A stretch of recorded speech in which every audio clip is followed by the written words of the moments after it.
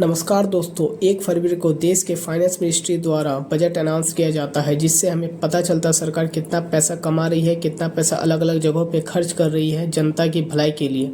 हमेशा की तरह इस साल भी 1 फरवरी को फाइनेंस मिनिस्ट्री निर्मला सीतारमण ने यूनियन बजट 2024 प्रेजेंट किया, लेकिन फ़र्क ये था ये साल का एंट्रीम बजट था।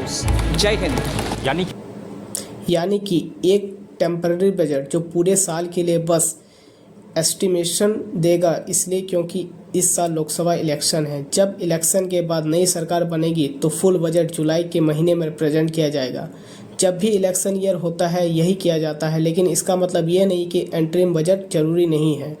अगले कुछ महीने तक सरकार कैसे पैसे खर्च करेगी, ओवरऑल स्ट्रेटजी और डायरेक्शन भी पता चलती है हमें इससे सरकार की। इसलिए आइए आज की इस वीडियो में हम लोग समझते हैं कि नए बजट आपके लिए, आम जनता के लिए पिछले बजट में जो वादे किए गए थे, खर्चे किए गए थे, वो कितने पूरे हुए और क्या उनका रिजल्ट रहा।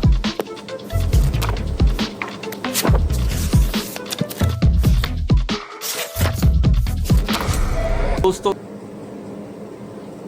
पिछले साल की तरह दोस्तों इस साल भी सरकार का मेन फोकस एरिया बजट में वो था कैपिटल एक्सपेंडिचर, शॉर्ट में इसे कैपेक्स भी कहा जाता है। इसका मतलब पैसा सरकार खर्च कर रही है वो लॉन्ग टर्म एसेट में बड़े बड़े infrastructure, railway, ports, building, bridges बनाने। पिछले सरकार ने इस एक्सपेंडिचर को ऑलरेडी बहुत बढ़ा रखा है। 33% इंक्रीजमेंट किया था। इसमें 10 लाख करोड़ रुपए एलोकेट किए गए थे। डेटा के अकॉर्डिंग इसमें पिछले साल एक्चुअल स्पेंडिंग जो थी वो 9.5 लाख करोड़ रुपए थी। इसे इस साल 11.1 यानी 11,11,111 करोड़ रुपए खर्च करने का प्लान है। जगहों पर पैसा स्पेंड किया जाता है, इससे इकोनॉमिक ग्रोथ और एम्प्लॉयमेंट क्रिएशन देखने को मिलती है और लोगों को नौकरियां भी मिलती है जब बड़े बड़े ब्रिज और सड़कें, पोर्ट्स बनाए जाते हैं, ऐसा सरकार का मानना है। पिछले 4 सालों में कैपिटल एक्सपेंडिचर 3 गुना बढ़ चुका है। रेलवे के लिए 2.55 लाख करोड़ कॉरिडोर भी अनाउंस किए गए हैं। Energy, mineral, cement corridor, port connectivity corridor और hybrid 40,000 normal rail bogies will be converted to Vande Bharat standards. Student, ये रेलवेज की एलोकेशन पिछले साल 2.41 लाख करोड़ से अधिक थी रुपए को इंक्रीज करने देखने को मिला। अच्छी खबर है, लेकिन होपफुली इसका इम्पैक्ट ग्राउंड रेलवे सेफ्टी में भी देखने को मिलेगा, क्योंकि पिछले साल ढेरों हादसे हुए थे। 29 अक्टूबर को आंध्र प्रदेश का ट्रेन क्लेजन, 11 अक्टूबर को बिहार का नॉर्थ ईस्ट एक्सप्रेस का, जून 2023 में उड़ीसा का ट्रेन हादसा जो इतिहास के सबसे खतरनाक हादसे में से एक था, where at least 260 people have been killed in a train crash in the eastern state of Odisha. It's already the country's worst train crash this century. Agriculture के सेक्टर की बात करें तो सरकार में अनाउंस किया है आत्मनिर्भर ऑयल सीड अभियान और फोकस किया है नैनो DAP। इसमें नाइट्रोजन 8% और फास्फोरस 16%।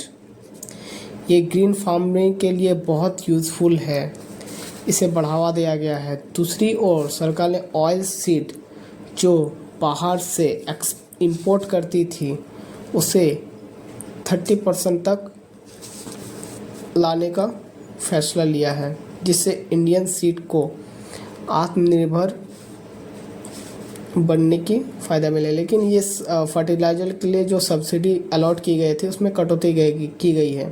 पहले जहां 1.89 लाख करोड़ रुपीस पिछले साल दी गई थी, इस साल वही वाले घटा के 1.64 लाख करोड़ कर दी गई है। फूड सेफ्टी में भी कटौती की गई है। और एजुकेशन और हेल्थ की बात करें तो फ्रेंड्स, इसमें सरकार ने पिछले साल के अकॉर्डिंग बहुत कटौती की गई। यहाँ सरकार ने ऑलरेडी पिछले साल जो एजुकेशन में बजट दिया था उसे भी घटा दिया गया है। इसमें 1,16,000 करोड़ जहाँ सरकार ने एजुकेशन पर खर्च करेंगे, लेकिन रिवाइज बजट एस्टिमेट में एजुकेशन सेक्टर के अंदर कई अलग अलग जगहों पर बड़े बड़े बजट कट किए गए हैं, जैसे university UGC university grant commission, इसमें 61% कट किए गए हैं। ये आप डाटा देख सकते हैं। साल एस्टिमेट इस साल सिर्फ 22,500 करोड़ इन्हें दिए गए हैं। IITs, IIMs इसमें भी बजट कट किया गया है। 84 करोड़ की जगह 10,324 करोड़ IIT के लिए और ISM के लिए पिछले साल के मुकाबले 212 करोड़ अलॉट किए गए हैं। यह बजट बढ़ा कहाँ है तो एजुकेशन ऑफ सेंट्रल यूनिवर्सिटी में ज़्यादा पैसे खर्च किए जा रहे हैं।